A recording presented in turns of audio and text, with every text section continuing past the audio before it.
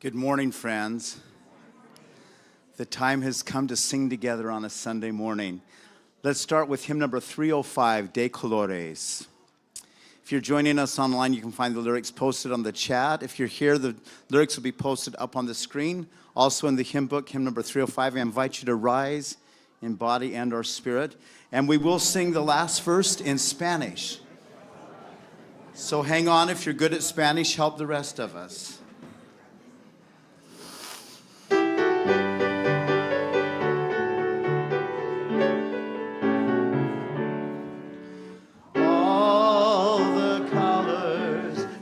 Colors we see in the springtime with all of its flowers. All the colors when the sunlight shines out through the rift in the cloud and the showers. All the colors as the rainbow appears when the storm cloud is touched by the sun. All the colors abound for the whole world around and for everything under the sun.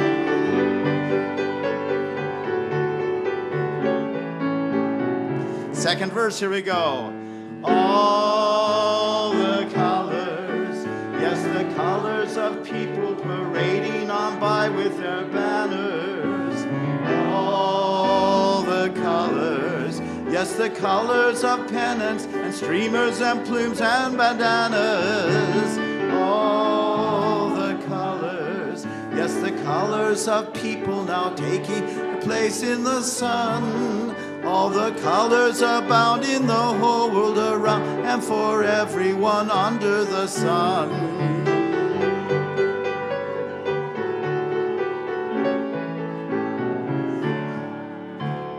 All the colors, yes, the black and the white and the red and the brown and the yellow.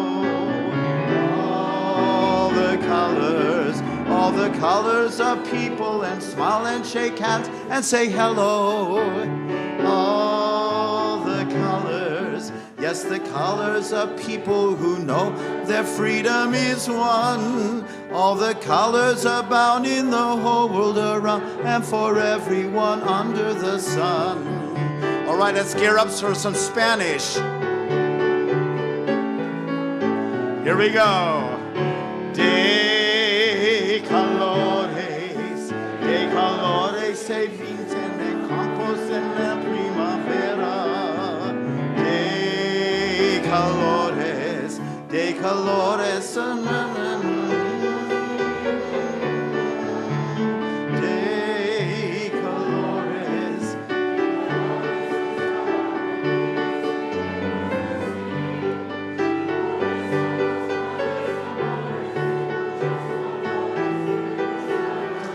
You're brilliant. Please have a seat.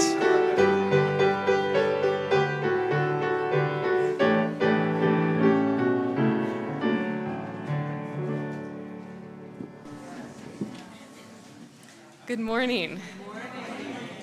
Welcome to the Olympia UU congregation. Our community envisions an interconnected world that is loving, just, and healthy.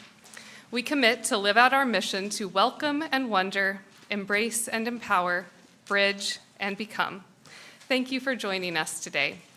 You are welcome here just as you are, whatever beliefs sustain you, whomever you love, however you understand and express your identity, and in all the ways you are still becoming the person you will be. My name is Whitney Godby. I use she, her pronouns, and I'm a member of the worship arts team. Leading worship with us today is our Reverend Mary Gear, Troy Fisher, our music director, and Reverend Sarah Lewis, the Director of Community and Faith Development. Here are a few things you should know about our service today. We're streaming live on Zoom and YouTube, and the service is being recorded. For those here in the sanctuary, you can see the sometimes creative subtitles on the screen in front and on Zoom if you're online. Over here, we have fluffy chairs and activities for your hands so everyone can be comfortable. We are a multi-generational community, and we value all ages. Kids, babies, and teens are welcome here in the sanctuary. There's also a nursery care and a program for children in the classroom wing. There will be no youth group today, but youth will be exploring the theme of pluralism this month. We are grateful for the many hands that helped make worship happen this morning. Thank you to all who contribute in so many ways. After the service, everyone will have a chance to discuss reflection questions offered by Reverend Mary. For those online, we invite you to go into a breakout room for a virtual coffee chat. For those in person, please feel free to stay for coffee and fellowship in the Commons. Right after the service, you can join Kurt Hill in Classroom 3 for a discussion of today's reflection questions. At 11:30, after the coffee chat, please return here to the sanctuary for an update on the proposed changes to the Unitarian Universalist Association purposes and principles with Reverend Barry and Reverend Sarah. Last night, an intrepid team of space travelers came together at Osho Cultural Community Center for the live auction to defy gravity and reach the sky for OUUC. It was a lively evening celebrating the efforts of so many generous donors, eager and persistent bidders, the dedicated auction team, talented artists, helpful volunteers, and our multi-talented staff. Thanks to all for coming aboard to carry out our mission. So far, we've raised $26,544.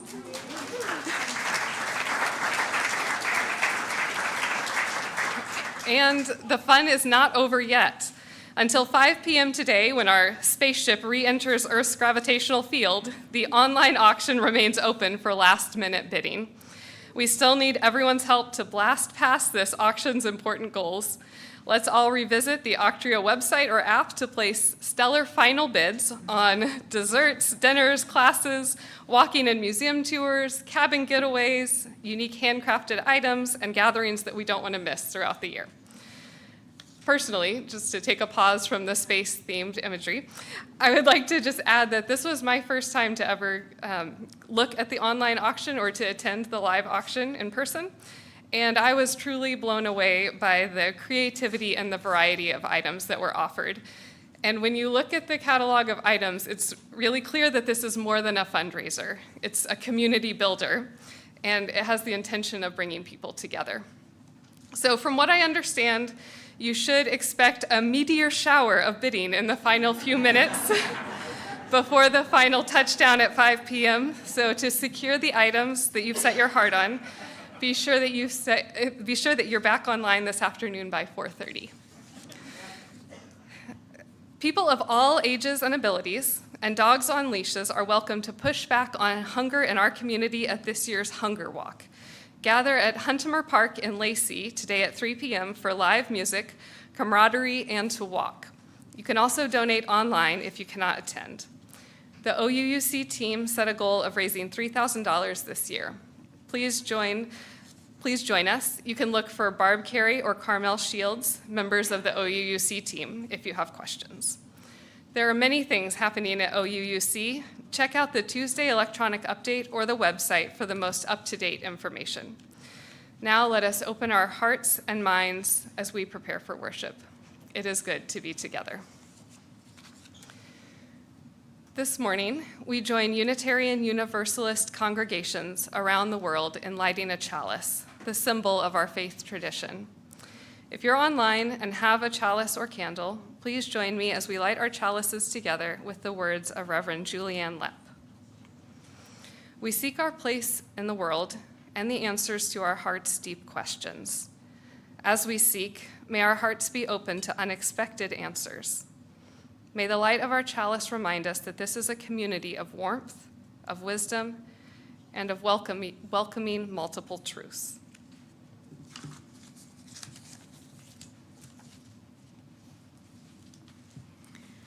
Good morning. I'm Reverend Mary, and I use she, her pronouns. I am an older white woman with brown and silver hair wearing glasses, and today I'm wearing a blue shirt and the stole that was given to me by this congregation when you installed me as your minister 2 years ago.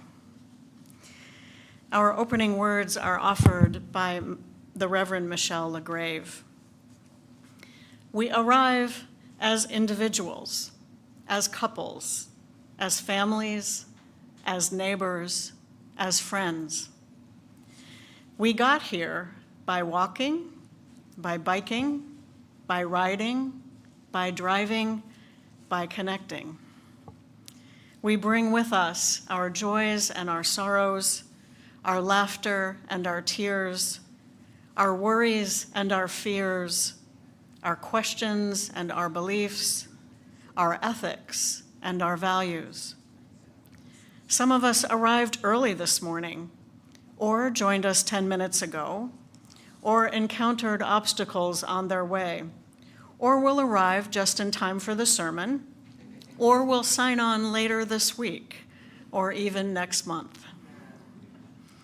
We are sitting in pews, leaning on walkers or canes, stretching in the aisles, sitting in wheelchairs, and relaxing in recliners.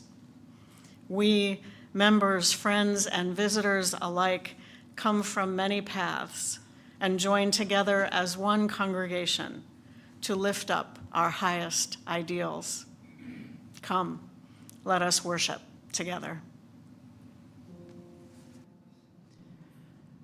Gathered here in the mystery of this hour, gathered here in one strong body, gathered here in the struggle and the power, Spirit, draw near. Try it with me. Gathered here in the mystery of the hour, gathered here in one strong body, gathered here in the struggle and the power, Spirit, draw near. Oh, let's do a round. You're in good voice. We're going to call this group 1. Group 2, we're going to take group 2 from right here back, okay? And group 3 will be here forward with those on the worship team, all right? 3 times through, I'll start you, and then just keep going. Here we go. 2, ready, and gathered here in the mystery of the hour, gathered here in the mystery of the body, gathered here in the struggle of the body, gathered here for the struggles of the body, gathered here in the mystery of the hour, gathered here for the mystery of the body, gathered here in the struggle of the body, gathered here for the struggles of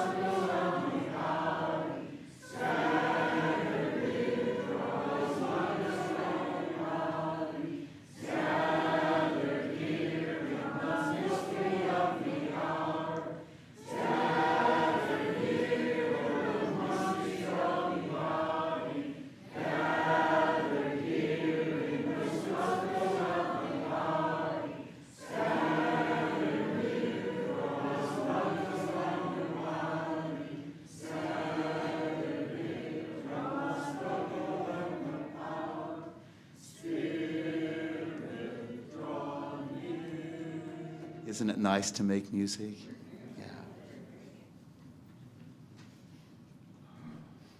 Good morning.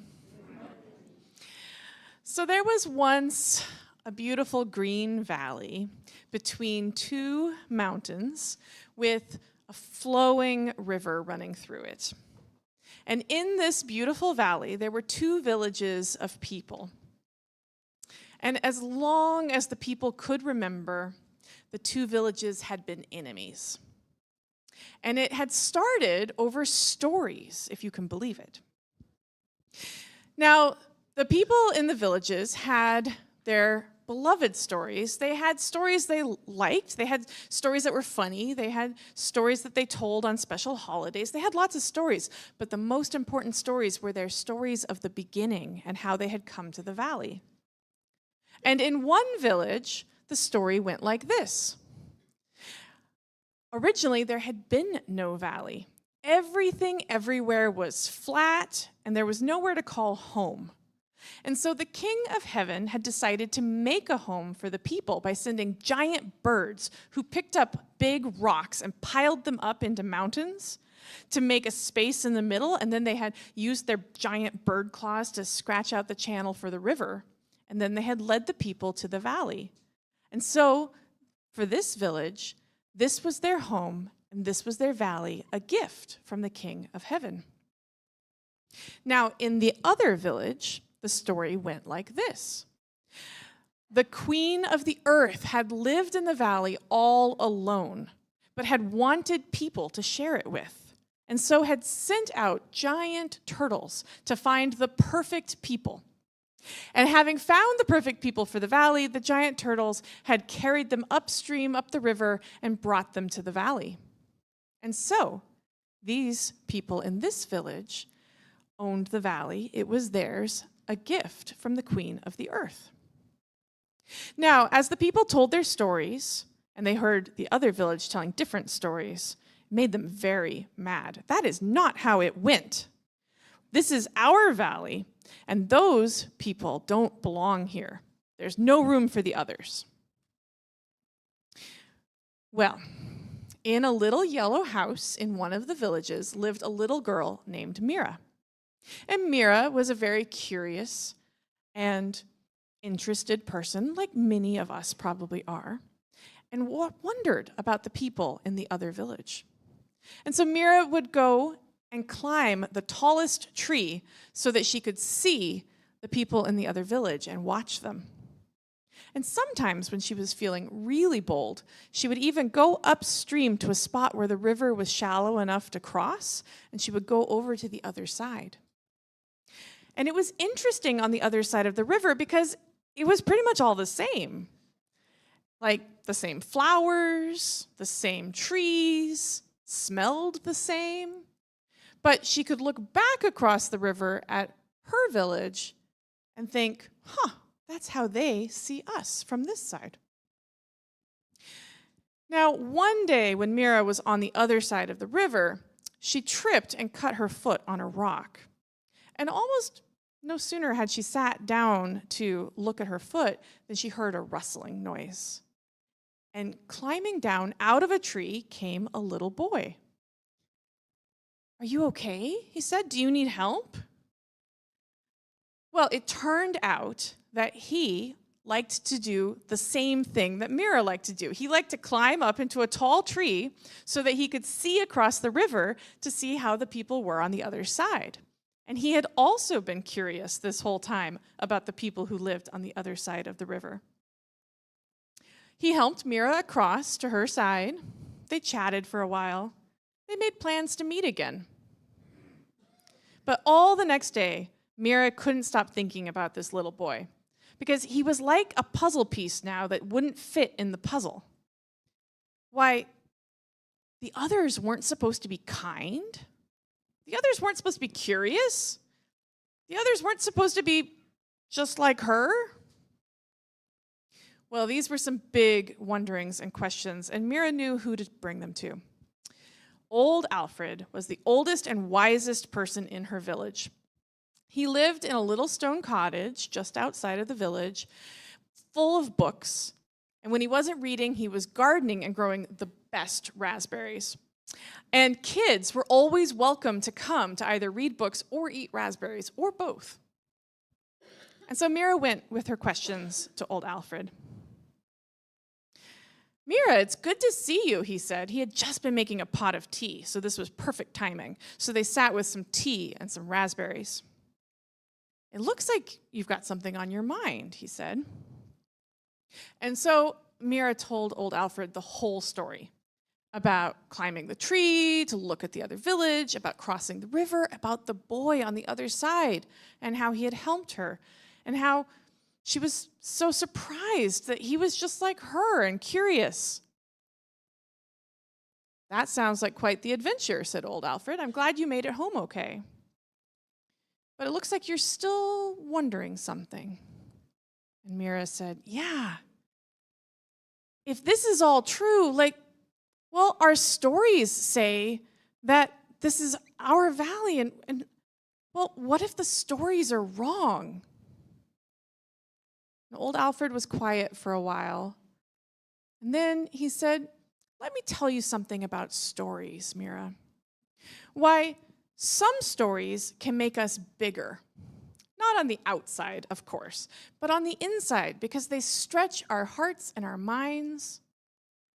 And some stories can make us smaller, because they fill up our hearts and our minds so much that there's no room for new people or new ideas. Really? Said Mira. Stories can be like that? And then old Alfred told Mira a new story that she hadn't heard before. A story about a planet that had spun out of stardust and life had started on it, also made of stardust. And all the people were related to each other and sharing this one small planet as it traveled through the cosmos. Huh, said Mira. That's quite the story, too.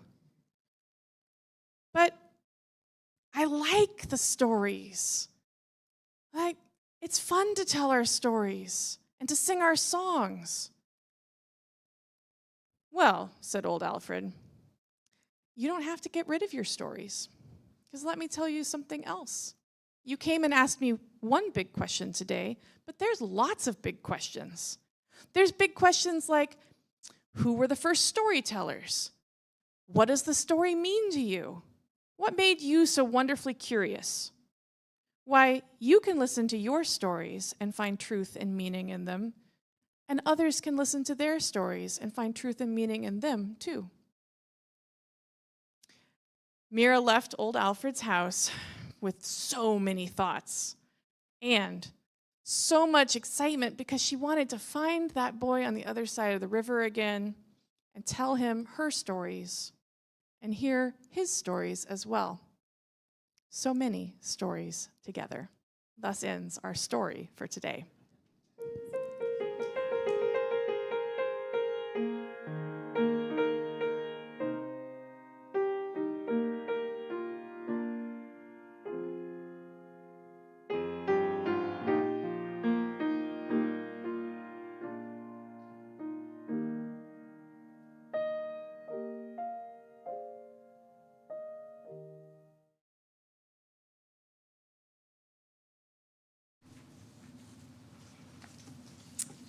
Each Sunday, we engage in the spiritual practices of generosity and gratitude by joining together in service to our community and to something greater than ourselves. We know that our financial contributions come from sacrifice and hard work. With gratitude, we commit together to ensure the funds we gather collectively do a greater good for ourselves and our world than they could have done alone. The offering collected here does two things. It helps support the ongoing work of the congregation, which is also supported by your regular pledges.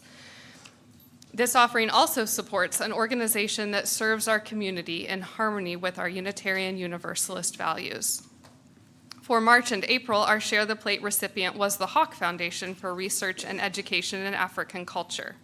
Because of your generosity, they will receive $2,948.36. The offering for that period also put $3,790.74 in the OUUC operating fund and $842.38 into the Minister's Benevolence Fund. Thank you so much. Our Share the Plate organization for May and June is the Crisis Clinic of Thurston and Mason counties. This is what they share about their work. Hey there, my name is Zach Duncan, and I'm the executive director of a nonprofit agency in the community called the Crisis Clinic of Thurston and Mason counties. On behalf of the Crisis Clinic, our staff, and our 35-plus volunteers who ensure the continuity of our 24-hour services, I want to sincerely welcome you today to the Olympia Universalist Unitarian Congregation. Thank you so very much for being here gathered today and for your support of invaluable community resources like those provided by the Crisis Clinic. We simply could not be here providing the support to over 12,000 callers each year if it wasn't for the amazing support people like yourselves giving back to make a positive impact on the lives of others. I also want to thank the Olympia Unitarian Universalist Congregation and the Share the Plate Committee for selecting the Crisis Clinic as one of their beneficiaries over the next 2 months. We cannot thank you enough for the ongoing support. Since 1972, the Crisis Clinic has been providing 24-hour crisis intervention services via phone, free of charge, to anyone in need of supports or resources for over 50 years now across our shared community of the greater Puget Sound area. We also operate a youth helpline to ensure that young people across our area have access to 24-hour crisis support services. In 2023 alone, Crisis Clinic's volunteers and staff answered and provided support on almost 12,000 calls from people in crisis, or almost 1,000 callers per month. And we remain one of, if not the, last remaining crisis line in Washington State that provides services anonymously and confidentially to our callers. On crisis, anything that somebody is struggling with or experiencing hardship over in the present. We believe that everyone is deserving of support during these especially challenging moments and strive to ensure that support is available to anyone in need. We also work with educators in our local school districts, provide needed education around issues such as suicide awareness and prevention and youth mental health for middle schoolers and high schoolers throughout Thurston and Mason counties. The reality is that the Crisis Clinic absolutely depends on the buy-in and partnership of our community to continue providing these services with the compassion, empathy, and dedication required for many years to come. While we do heavily rely on the generous donations of individuals and organizations like the Olympia UU, we are always seeking new volunteers to join our amazing team in providing our crisis services to anyone in need of support. We are also seeking new members for the Crisis Clinic Board of Directors if you are interested in bringing your unique skills to the table as a member of our leadership. We would absolutely be thrilled if there were any members of the Olympia UU who are interested in giving back as a member of our volunteer team, or applying for a position on the board of directors at the Crisis Clinic. Volunteer applications for the upcoming training and for the board of directors may be submitted on our website at www.crisis-clinic.org/volunteer. All other financial contributions can be made at crisis-clinic.org/donate. Thank you again so much for being here, and to the Olympia UU congregation for your support of the Crisis Clinic. We are so grateful. May the offering now be generously given as it is gratefully received.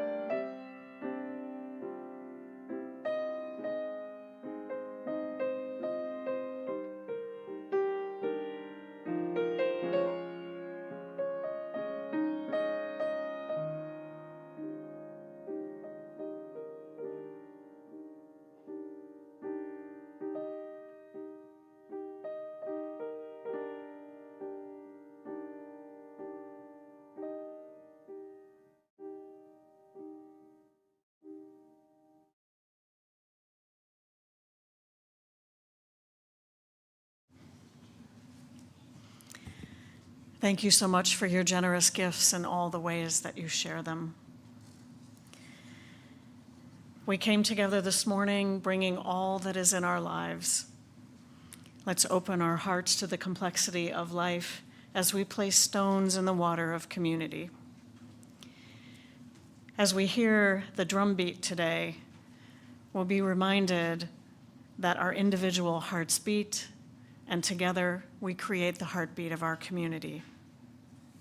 So right now, let's just take a deep breath together. In and out as we settle in to receive the complexity of all that is in our lives and communities today.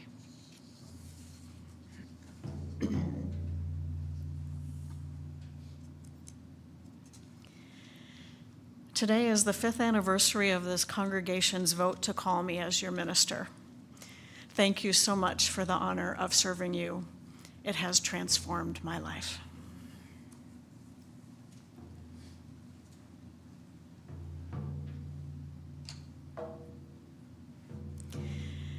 For those online, I invite you to share from your heart by entering in the chat. Those of us in the sanctuary will be able to see your sharing on the screen. And for those on site today, I invite you to come forward if there's something you'd like to bring into this community. You may place a stone in the water as you hold your sharing in your heart. It works best if you come up by the side aisle and return by the center aisle. So let's hear the heartbeat of our community as we reach out our hearts in love and care to all who share today.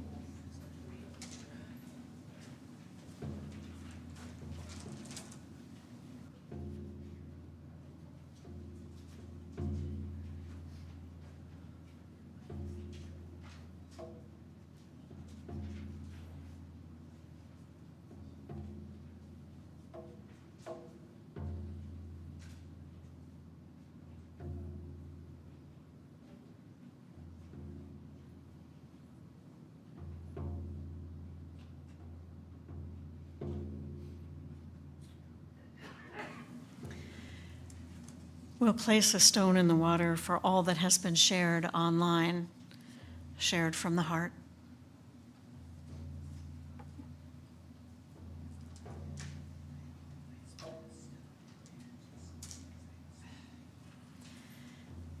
And one more stone placed in the water for all that we hold in our hearts and that remains unspoken.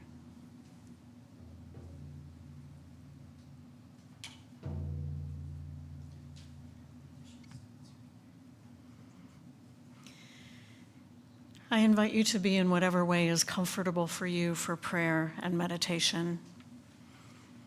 This breathing meditation is offered by the Reverend Michelle LaGrave, titled The Many Ways That We Listen. Breathe in slowly now and breathe out. Breathe in gently now and breathe out. Listen to your breath.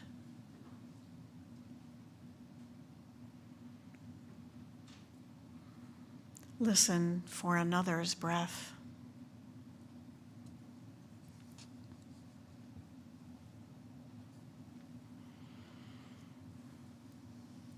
Whether you are here in the sanctuary, at home with a family member or a cat, or at a local coffee shop, listen.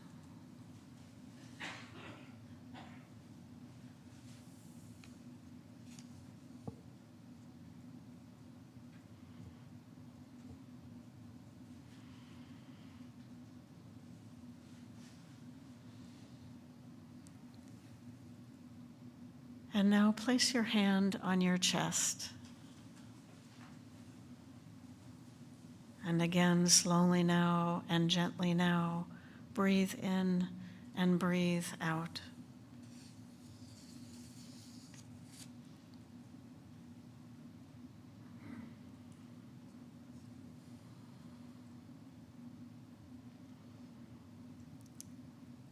Some of us listen with our ears, the sounds we make, the sounds others make.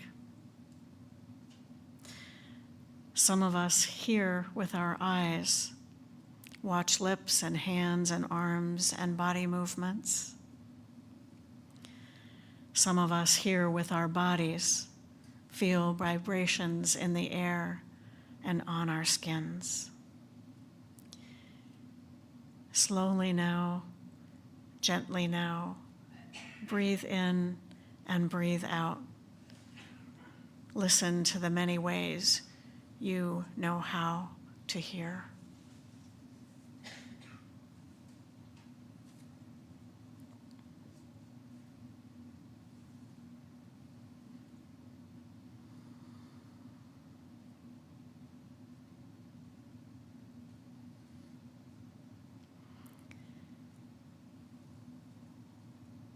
As we breathe together, some of us on our own and some of us with help, so too do we live together.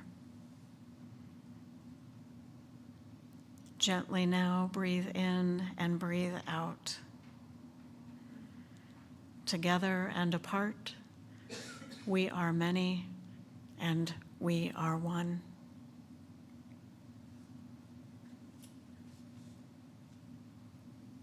Breathe in and breathe out. Listen in the many ways you know how as we enter into silence.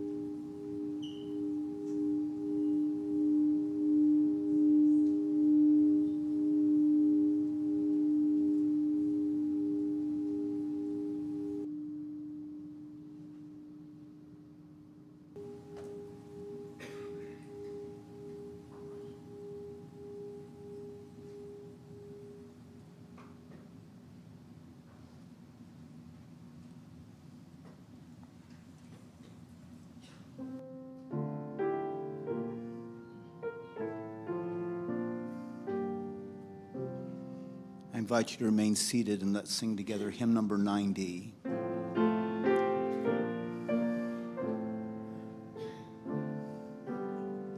From all the fret and fever of the day.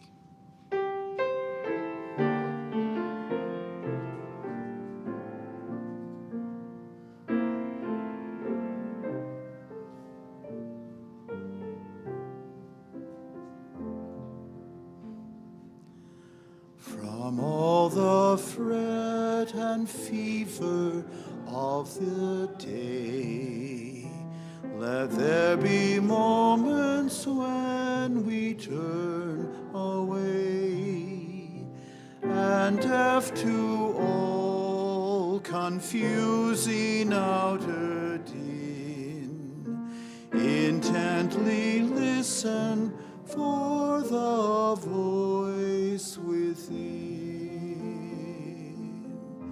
In quietness and solitude we find the soundless wisdom of the deeper mind.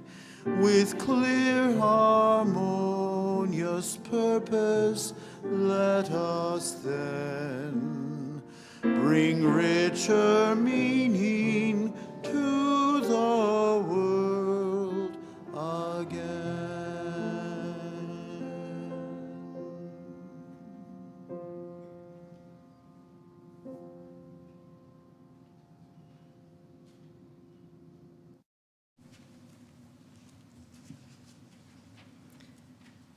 Today's first reading is from UU Minister Marta Valentin.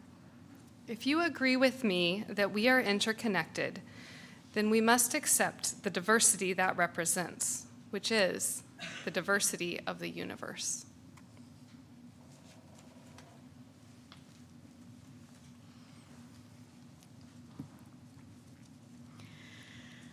So 5 years ago today, on Cinco de Mayo 2019, I preached my second service here, my second sermon here at OUC, at the end of my candidating week when I was introduced to the congregation. And the title of my sermon that day was, "Whose Are You?" It was a sermon that I had outlined before I arrived that week and that I revised and refined once I got to know you a little bit better in the many, many meetings that we shared together that week. And when I reread that sermon a few weeks ago, I was struck by how many themes were in there. I had to pack a lot in one sermon. And I've returned to those themes repeatedly during our time together. Themes of connection, individuality and commonality and community, freedom and unity, relationships and accountability, and creating covenants. It really did set the stage for the past 5 years that we've been together. And in that service, Reverend Sarah told the story of Indra's net. This ancient Hindu tale tells of the god Indra, king of the heavens, who is said to have created reality as a great net with jewels at each intersection of the threads. Every jewel is reflected in every other jewel, and they are all connected by the infinite, intricate web.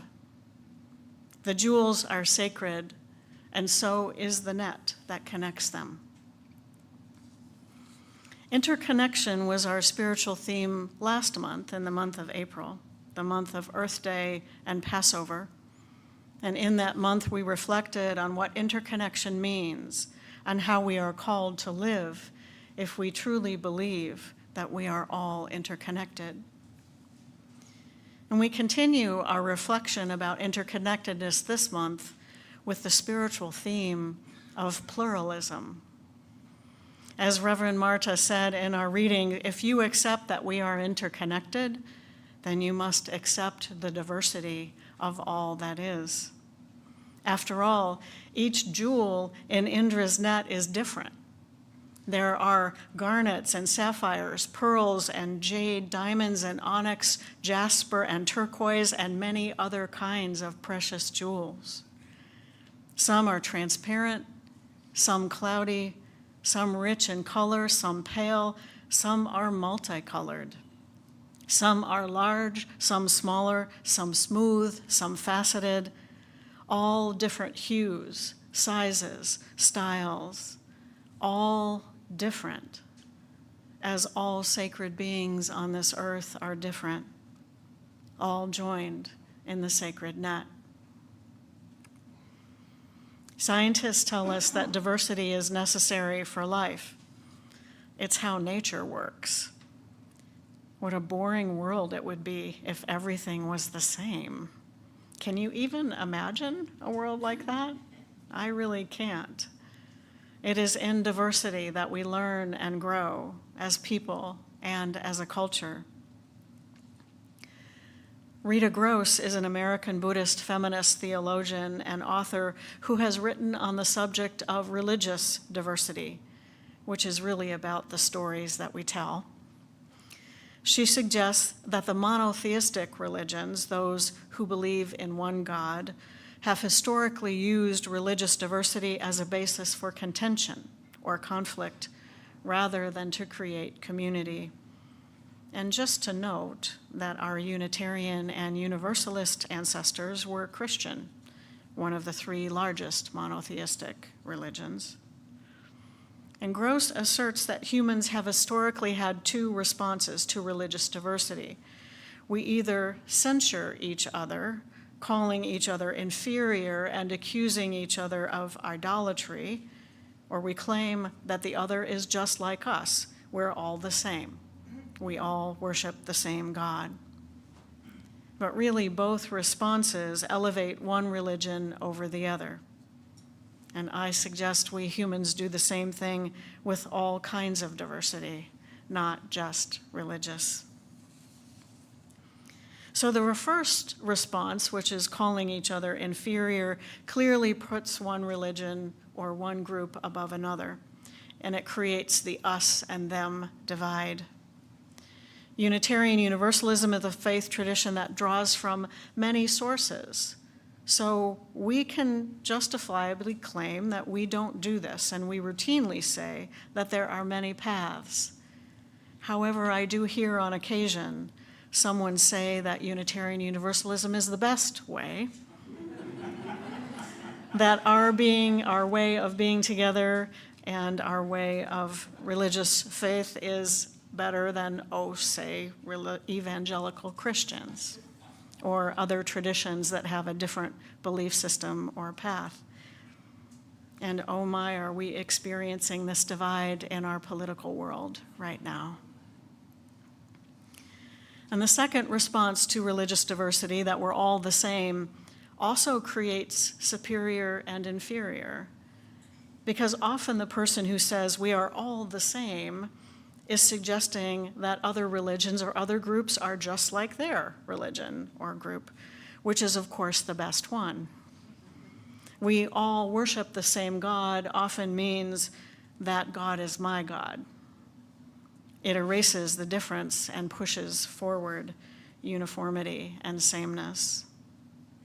And we hear this from people who say they don't see race, choosing instead to suggest that everyone is the same and so has the same experience, which is probably like theirs. This is what creates a supremacy culture which elevates one characteristic above others, whether it's religion, skin color, gender, or some other identity. Now, Gross suggests that we must accept the reality of religious diversity. It's here to stay, and I would suggest that we must accept the diversity of life, the diversity of this earth, the diversity of the universe. So how do we do that? Well, first we can learn to tell the difference between feelings and facts. When we have a reaction to a difference, because we often do, what is the feeling within us that belongs to us? Is it our dinosaur brain telling us that difference is dangerous? And can we calm ourselves for long enough to notice the facts of the situation before us?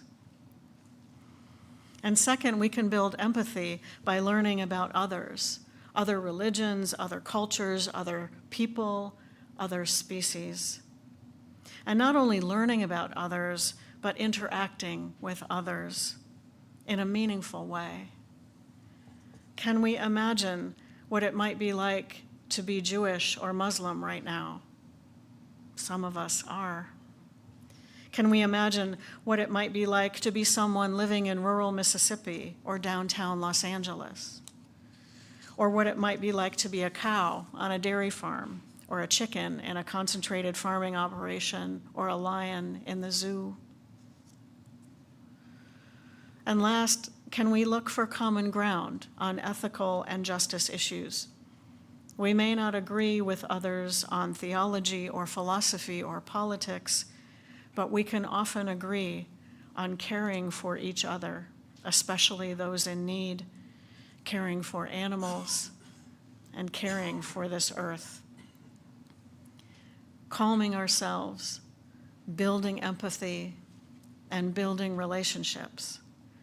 These are the tools to help us fully embrace the reality that we are connected and we are diverse.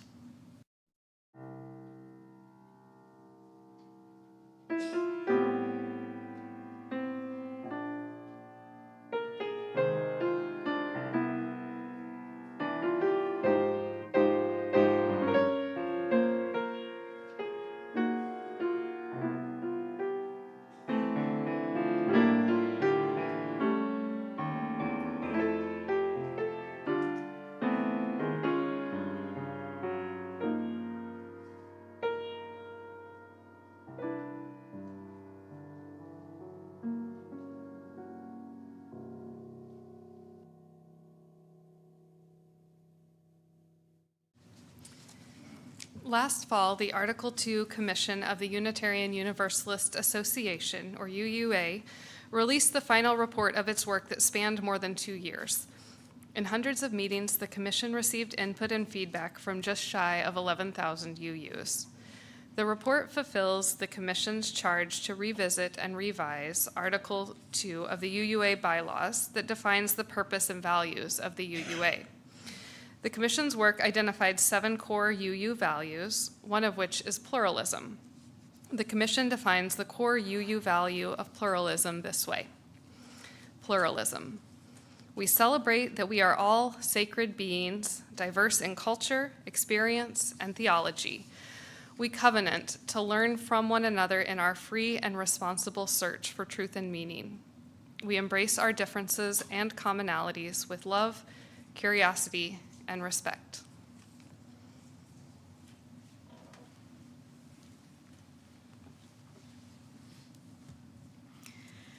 So in just a few weeks, UUs from around the country will gather online for the annual General Assembly, or GA, where we worship together, learn together, and do the business of the denomination.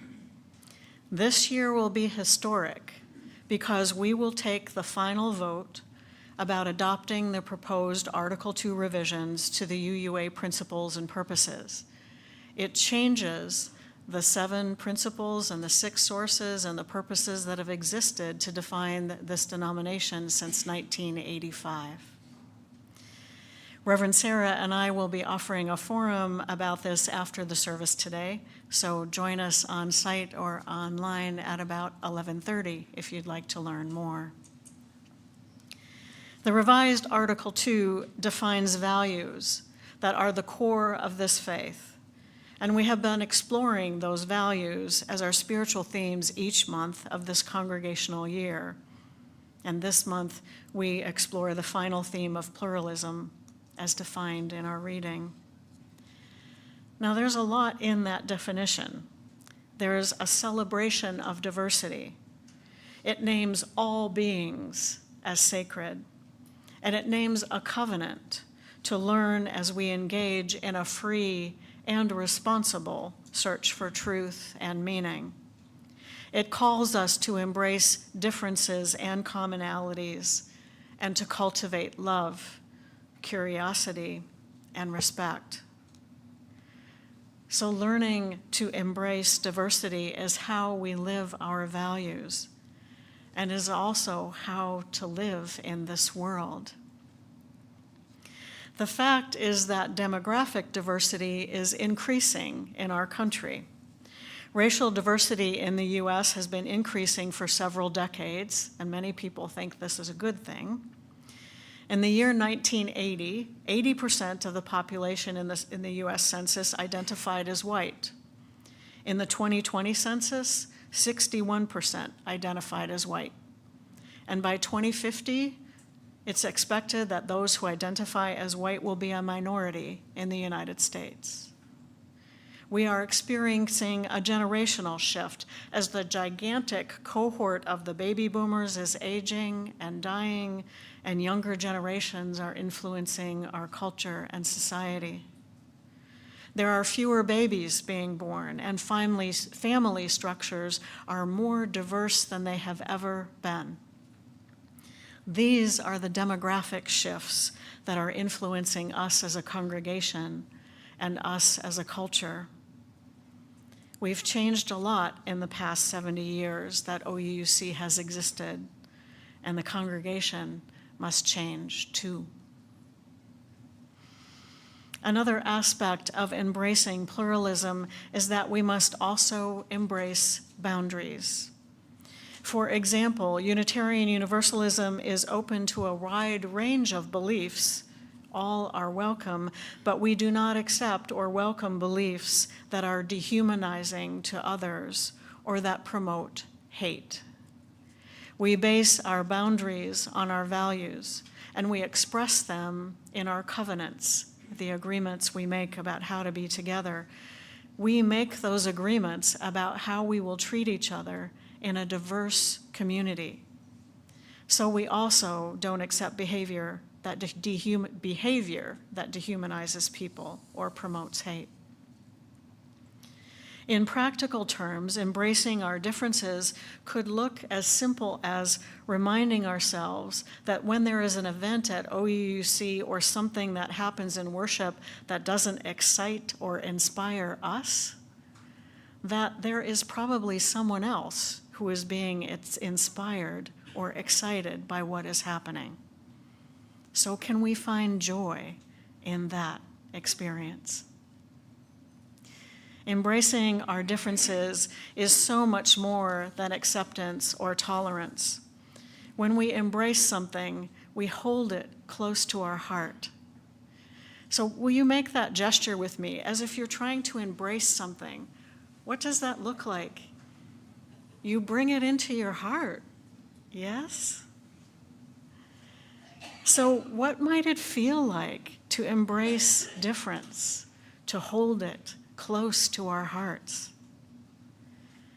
I think it means talking about how we want to be treated and how we want to treat others. I think it means calling people in when possible to build healthy relationships. I think it means recognizing that bridging differences might be hard and that we don't always get it right, and that we commit to try again and again because we are all connected.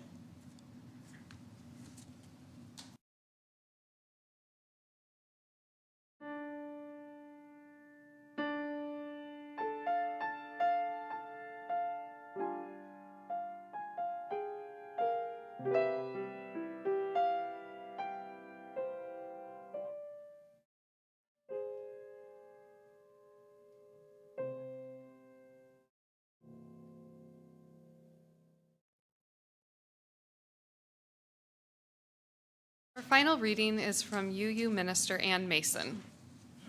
To seek the truth in love means that even when we stumble, we continue to love. Even when we flail, we stay in relationship. To seek the truth in love means that we talk about the hard things rather than denying that things can be hard.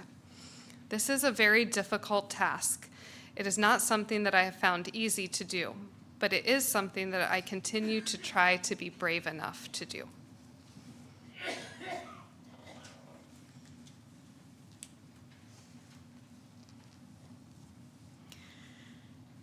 So that reading from Ann Mason was part of the service 5 years ago, in which I invited us all to be brave. And I thought it was just as relevant today. And we have been brave for the last 5 years. It's been quite a time, hasn't it? So here's something that I said in that service that I thought could be repeated today. I said this: as we have spent this week together, I have been aware of a truth of ministry. If I am your settled minister, I will disappoint you. We've spent an entire week together, and perhaps I already have. Although I would never wish to disappoint you, I am human, and so I am imperfect. There will be times when I am distracted and not listening as well as I could, unsettled and not as articulate as I'd like to be. I regularly disappoint me. There will be times when I'm not all that you would wish for. There will be times when we disagree. What I am most concerned about isn't that we will be disappointed. It's how we will be together when we are. My hope would be that by creating a covenant together, we will promise each other a way back to right relationship when we mess up, because we will. There have been many weeks since that week together, many connections, even during COVID, many celebrations, and some disappointments. All a normal part of congregational life. Well, not the COVID part, but I mean the rest. And what is most important is that when we have been brave enough to listen and talk through hard things, we build relationships and we acknowledge the connections between us. In that sermon 5 years ago, I noted that OUC has a covenant. And for the past 18 months, we have been talking about adding to that covenant in the form of a behavioral covenant. OUC members will be asked to vote on whether to adopt that behavioral covenant at the annual meeting on June 9th. There are copies of the proposed behavioral covenant on the table outside the sanctuary. If you haven't seen it yet, please feel free to pick one up. And to me, the behavioral covenant is a natural extension of the OUC covenant as we make our expectations of each other clearer and more explicit. A behavioral covenant says what we will and we won't do. We as a congregation don't tolerate behavior that dehumanizes others or promotes hate. The covenant says that we will behave with love, with curiosity, and with respect. Not so that we police each other or take putative action, but so that we can say, ouch, that hurt, and invite each other into learning how to live with differences, how to live in a congregation that embraces pluralism. So more than anything else, pluralism invites us to notice differences, learn about them, to notice our reactions, and practice the skills of covenant. It invites us to learn and grow. Author and therapist Mick Cooper says this: pluralism isn't easy. It's a constant willingness to self-challenge and to look at where we might be wrong or limited, even with regard to pluralism itself. It requires a capacity to detach ourselves from our agendas, our beliefs, our commitments, and to recognize that there may be other ways. And it also requires us to recognize that we can never wholly achieve that we will always have things that we want, and that there's always the possibility of taking a step further back. So as we learn to embrace our differences, we can ask ourselves how we can broaden our perspective, how we can listen well, and how we can open our hearts just a little bit further. The practices of interconnection, of pluralism, of repair, all of these are how we bravely put our faith into action. So over these next weeks, as we explore this theme, I invite you to notice how pluralism shows up in your life. What are the places of commonality, and what are the differences? And ask yourself, what would it be like to embrace them? And maybe even to do so. May we continue to learn and grow together bravely in faith and in covenant. Let's take just a moment of silence together.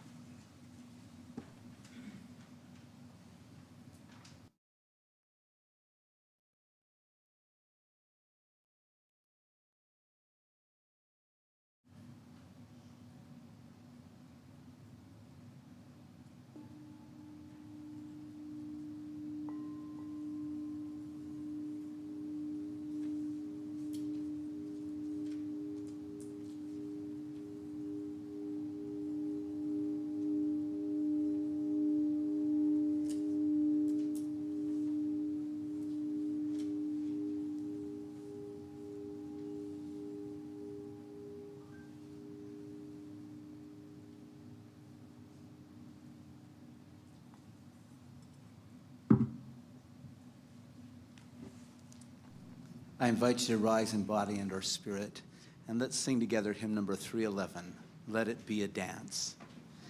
If you're online, you can find the lyrics posted in the chat.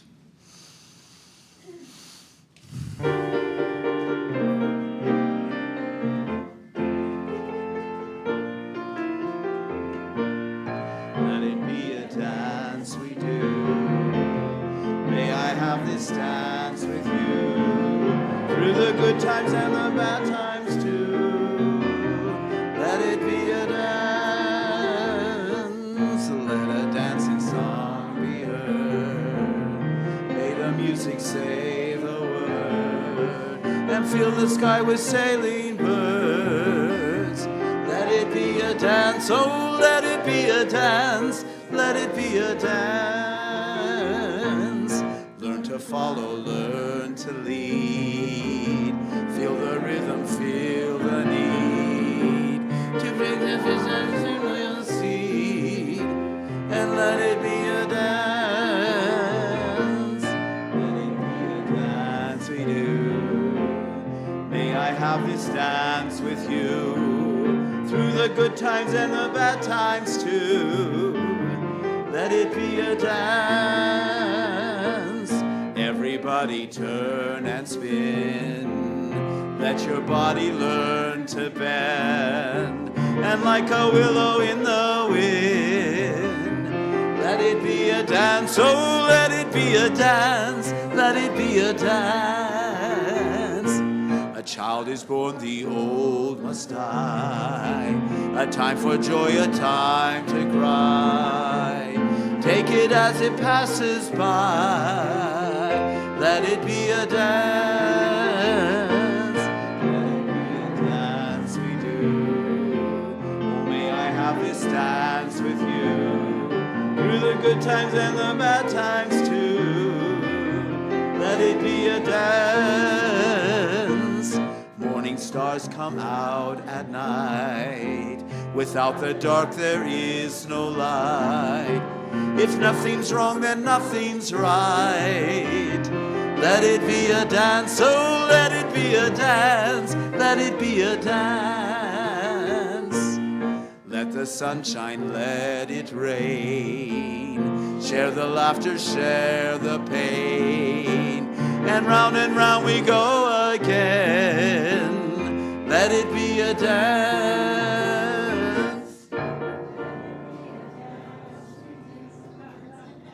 We're done. Need to be done singing, Troy. We'll extinguish our chalice with an affirmation of the power of love to heal what is broken, to hold us together across the pluralities of diverse religious practices and beliefs, to hold us when things fall apart, to grow our capacities, and to guide us as we return again and again in our families and communities to side with love. May you go in peace, go in joy, go in love.